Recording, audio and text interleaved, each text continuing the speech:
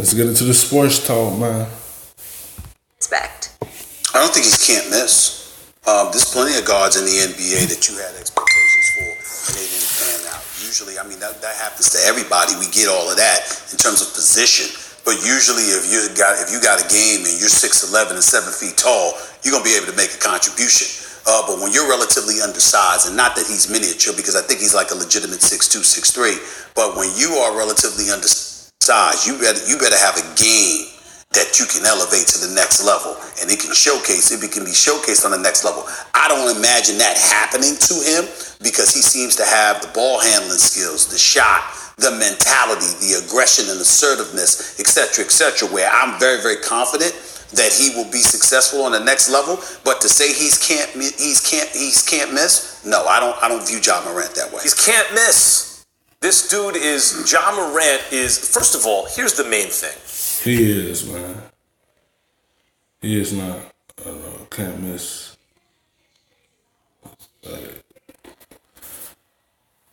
Ja Morant is a sole point guard. He's gonna be a good pickup for Memphis. I don't know what everybody be seeing, but I think he's gonna be a solid point guard for Memphis. That's gonna be a good draft.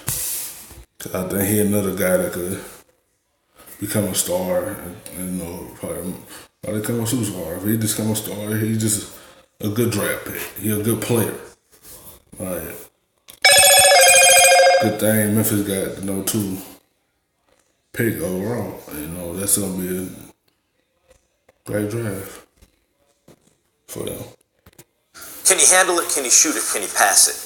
I mean, come on. How much better do you want him to do it? You want him to shoot it much better? Okay, forget about his first year, coming out after his sophomore season, right? He shot 50% from the field, which is an improvement over his freshman season. He shot 36% from 3, which is an improvement over his freshman season, where he shot just under 31%. He shot 81% from the line. So it's not quite 50, 40, 90, but it's trending in that direction. And he was a sophomore in college, trending in that direction. How about 10 assists a game? Up from whatever was 5 or 6. How about 2 steals and just about a block a game? Mm-hmm. He's 6'3", listed as at 6'3". Mm-hmm. How about his court vision? Mm-hmm. How about the fact that he's got explosive athletic ability combined with patience, like a great running back who can hit the hole, but also wait for it to open and elevate the play of his teammates, and seems to be calm under pressure. Look, he is not a great defender. Maybe he'll never be a really good defender. You know who else is not a really good defender? Steph Curry, Damian Lillard, Kyrie Irving, etc., etc., etc. And that's the kind of player you have to start looking at when you talk about Ja Morant. I think his floor is Jamal Crawford or something like that. If you're telling me here's a prospect and the floor is an explosive 6th man who you squint and it looks like the primary scorer on a championship caliber team when you're squinting, but then there's certain flaws here and there, it's not quite that. I'm saying that's can't miss. He made scouts repeatedly say, wow. And it wasn't for his dunks, which is what made fans go, wow. It was for his playmaking, for his ability to get triple teamed and make the play. Kind of the way teams were playing him was kind of the way teams played Steph Curry at the end of his college years.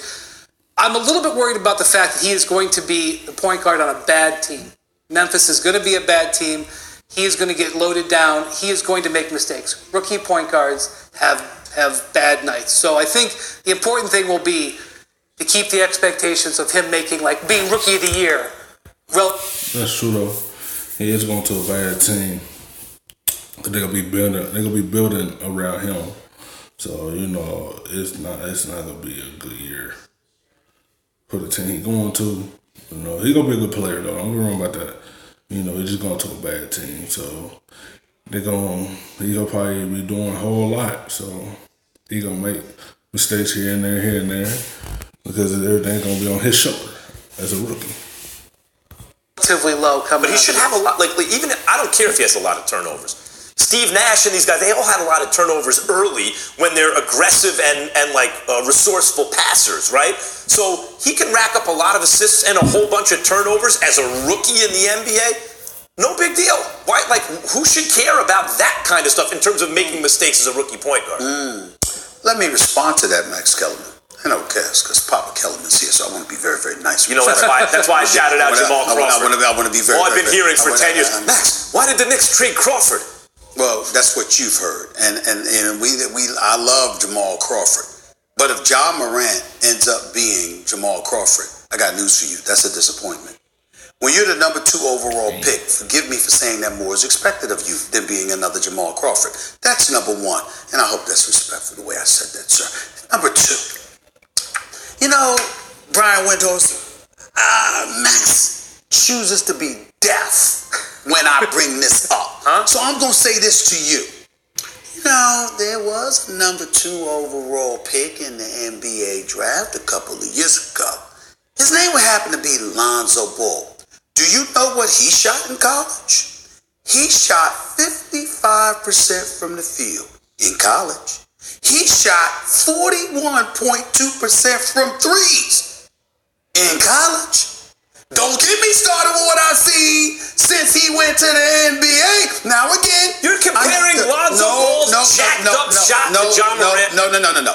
I'm comparing you bringing up collegiate numbers to make your case about what somebody's going to do on the NBA level. I'm not comparing Lonzo to Ja Morant as a talent.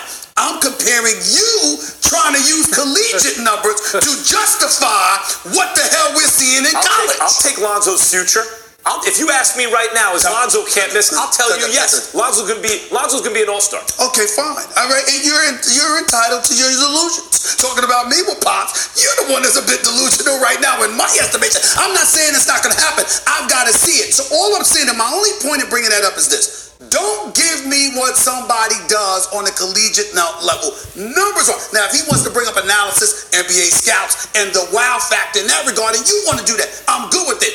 Just don't tell me, look at his numbers at Murray State and tell me that that's proof that that's what I'm going to see on the next level. That's all I'm asking. That's all I'm asking. It's not proof. It's a piece of evidence. There is a correlation between numbers in college and numbers in the pro. There's not. Listen, what I'm saying, what's wrong with my retort to that by saying, excuse me, there's levels to this. And the level of competence. Take a look. His shot different from Lonzo. Lonzo will be an all-star down the line. You know, once he stay healthy, he gonna be one. You know, Ja Morant gonna be a future all-star too. You know, as long as he just go there, work hard and develop, he's gonna be a good player for Memphis. The level of competition that's waiting for you matters. I'm not saying, while this is on the screen, the level of competition matters. These are all guys from mid-majors. He had better numbers than McCollum. McCollum's a stud. He had better numbers than Damian Lillard. Damian Lillard's I would tell you all 3 shoot considerably better than him.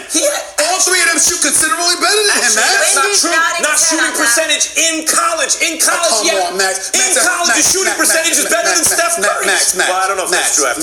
First of all, that might not be so true. First of all, watch your tone and don't force me to come at you with Pops around. I'm being nice. All right? Just be respectful and listen to my point. All I'm trying to say. My father always taught me to respect my elders. That's why you're talking right now. Well, that's right. That's why I'm talking right now. Thank you. I am your elder. I'm glad you know that.